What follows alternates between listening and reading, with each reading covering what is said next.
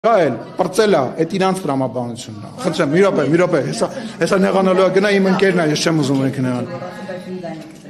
Պարոն Սիմոնյան, երբ որ վարչապետը ուղիղ ասում է դու նստել ես, դա քաղաքական դրամ է, իրավապահներին հատկացնում է։ Երկրորդը դուք ասում եք, հիշեցնում եք մարտի 1-ի դեպքերը, դա իհարկե ձեր իշխանության քաղաքական կապիտալն է, դուք հենց դարձրեցիք երեք իշխանության, եթե սխալ եմ, կարող եք ուղղել։ Սխալ ես։ Այսինքն ոնց կարելի է Այն փաստը, որ այսինքն իշխանությունը Երևանի կենտրոնում դրել է 10 հոգի մարդա գնդակահարել, տարբեր տեղից, հետևից, մեջքից, ամեն տեղից գնդակահարել է,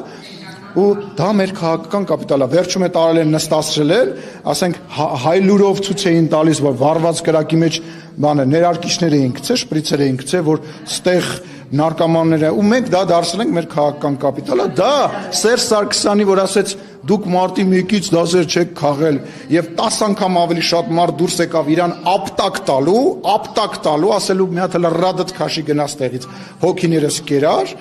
այդ իրանց քաղաքական սևեջերն է, որ Ռոբերտ Քոչարյանի ժամանակահատվածում բանը գույքը պարտքի դիմաց տվեց ուրիշ երկրներին, գնաց Իրան, որ պետք է հիմա կսաղդ գալիս ասում եք, բա մեր գազատարը, բա մեր կախվածությունը, բա գները, բա այս, բա այն, բա գնացեք Իրանից գազ բերեք, տրանզիտ տրուբեն գնաց սարքեց ավելի պուճուր ծավալի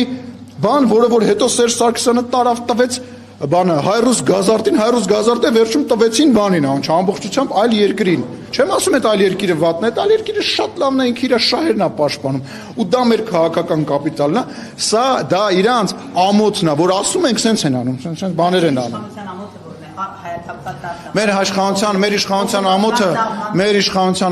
Մեր իշխանության ամոթը հենա, որ մենք նախ այս մարդիկ հələ որոնք որ այսօր քաղաքական դաշտը թույլ չեն տալիս, որ ընդդիմություն ձևավորվի, իրանք դեռ բանտում չեն։ Այդ է մեր քաղաքական ամոթն է։ Մեր քաղաքական ամոթը այն է, որ մենք գալով 2018 թվականին իշխանության, մենք նույն տրամաբանության մեջ էինք ապրում եւ մտածում Ղարաբաղի հետ կապված եւ հավատում էինք եւ վստահում էինք այն նույն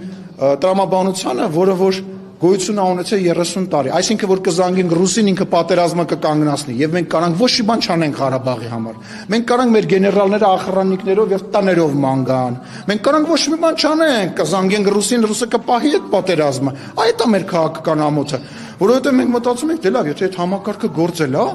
եկեք այդ համակարգին ձեռք տանք, փորձեցինք տնտեսությունը, բայց պատերազմը գցեցին մեր ջեբը ու գնացին, այո ամոթա, որ մենք թույլ տվեցինք, որ պատերազմը, այդ խաբկանքը, այդ սուտը գցեցին մեր ջեբը ու իրանք թռան, որտեվ ես գիտեք ինչն եմ հիշում, ես դրա մասին գրել եմ։ Սերժ Սարգսյանին տանում են դատեն 2020 թվականի հունվարին,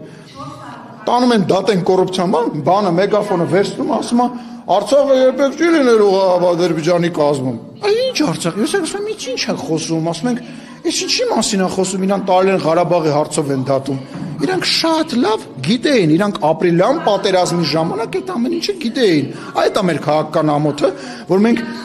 նոր էինք ու չէինք պատկերացնում, որ այդ աստիճանի թշնամաբար կարելի է Հայաստանին վերաբերվել ու հայ ժողովրդին Այդ է մեր ամոթն է։ Խնդրեմ։